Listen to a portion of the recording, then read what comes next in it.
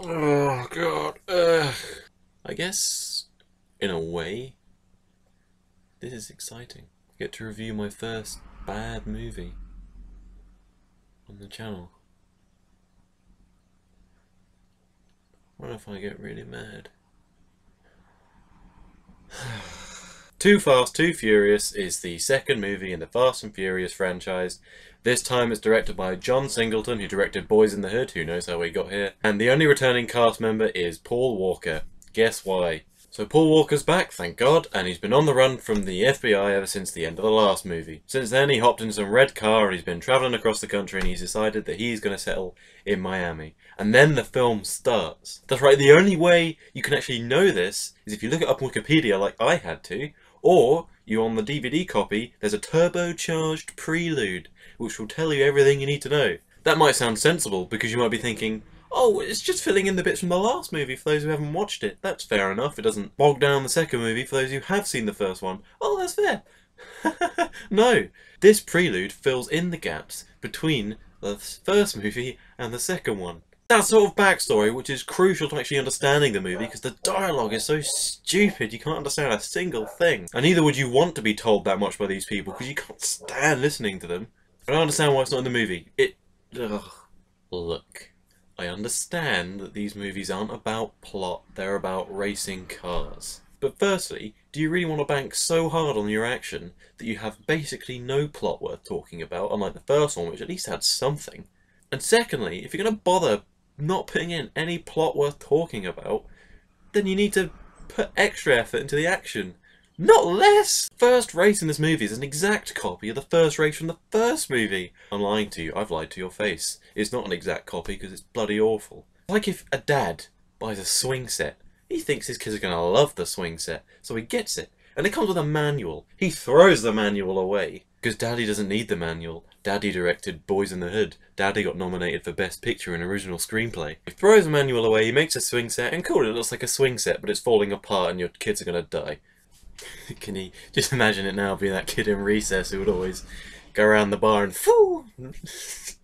But no, this race is the same premise as the first race. They're supposed to go down this straight road, just racing with each other. I don't understand, he just does it so much worse. All of these problems apply to every action scene in the movie, because there is no variety like there was in the first one. In the first one you had the first racing sequence, which was all blurred and stylish, it was fantastic. Then there's the other one where Paul Walker's chasing some guys and they're on bikes and they're firing back at each other, it's fun. Then there's the one near the end with a truck and they're all going up alongside and they're all just firing grappling hooks into the bloody window. It's great. But this first race in this one just goes on for way too long. It's so tired of just listening to cars go because there's none of that visual style that the first one had. There's a problem in my first video for the Fast and the Furious in that I didn't actually praise the practical effects in that movie, because that movie just did practical effects. And by that I mean real cars doing real flips and, you know, real life stuff that isn't fed through a computer and spat out the other end. So you can see right from the beginning in this movie that the cars are just cartoon cars. This is 2003, by the way. CGI wasn't what it was today, so it's even worse. There's this bit, which I guess is supposed to be cool in the first race, near the end, thank God, where a drawbridge goes up and they're supposed to jump over it, and Paul Walker takes over this guy by going over the car in midair, and he lands, and it all just looks so fake. It's done in like 5 different cuts. The first movie wasn't afraid to just show you what was happening because it was confident with its practical effects. This movie feels the need to dart about the place and just have cartoon cars smashing into each other, and it's just got no kineticity. You just can't feel the impact like you can with practical effects, especially not back in 2003. Enough about the action, back to the stupid plot and the stupid characters. After this race, Paul Walker gets found again by the FBI, whoopee, and he's sent on another mission, undercover again, to infiltrate this drug lord and basically bust him. And he accepts this on the one condition that he can pick his own co-driver.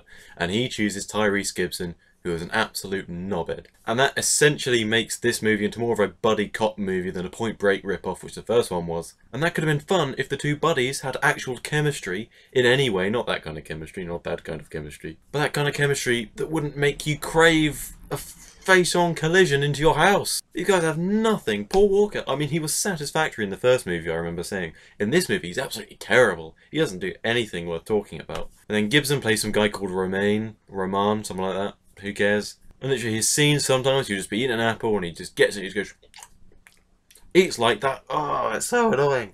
And then he keeps bringing it up over and over again. There's supposed to be some forced conflict where Paul Walker's apparently responsible for him going to prison for 3 years. It just keeps being brought up over and over again. It just ends with him going, you know, actually, I forgive you. I completely forgive you, bruh. And that's another thing. This is the worst part. Both of them throughout the movie replace the full stop with the word bruh. It's just bruh, bruh, bruh. Bruh. Bruh. Bruh. Bruh. Bruh. Bruh. What you just saw wasn't a conversation. It was stupid. If you enjoyed it though, then I can fully endorse this movie because that's all you're going to get. A stupid dialogue like that. So the plot is just there so the action sequences can happen, and the action sequences aren't even good and the plot's even worse. So I can't find a single thing worth recommending. There is one inventive thing in this movie. One. There's a scene with a drug lord, pretty pathetically played by Hauser, by the way. He's trying to get something out of a detective, so he lays the fatty down and he gets a bucket with a rat in it. He puts the bucket face down with the rat inside. Gets a blowtorch and he starts heating up the bucket, and he's giving his whole speech. The only good speech it's ever given in this movie. You know what that rat's gonna do when it's got nowhere to go? It's gonna go straight down to get out of that bucket. He's heating up the bucket and the rat's like going, and he's like, don't be scared when it's making noise. You should be scared when it's silent, because that's when it's gonna start gnawing down.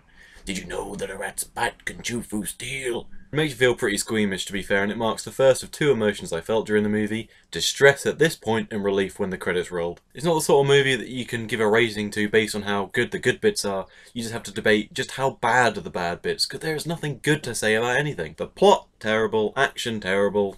Characters, terrible. Dialogue, terrible.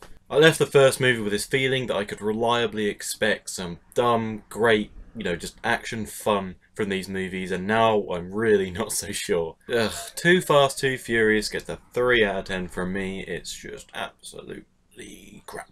I was tempted to give it a 2, you know, Too Fast, Too Furious rating 2. But no, 3 out of 10. There's just nothing here. It's absolutely abysmal. Just don't even bother. So there you go. If you like this video, please like it. If you really liked it, please subscribe. That would be fantastic. And if you want to read my written review, it's in the description down below, where you can also find me on Facebook. Could you wish to, of course. It's totally up to you.